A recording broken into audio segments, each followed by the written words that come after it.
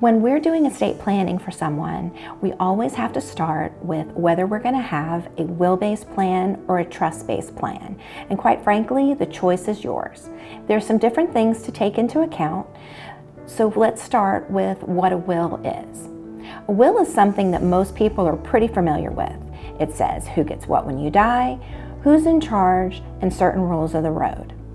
In order for those assets to go from the person who passes to the person who ultimately receives them, that requires the probate court process.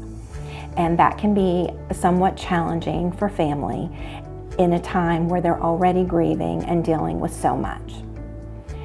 The other option is a trust. The type of trust that I'm talking about in this instant is a revocable living trust.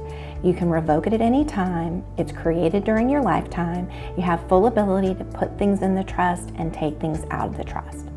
A trust is kind of a made-up thing in the law, like a corporation is, but it's more like a box with instructions.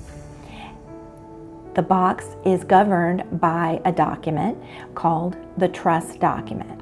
And in that document, you get to say who's in charge, who gets what when you die, and certain rules of the road. But instead of going through the probate court process, your loved ones are able to manage your estate as quickly as possible without unnecessary court delays and having to wait for no reason other than there's a statute out there that says they need to, even if it doesn't apply in your family's circumstance.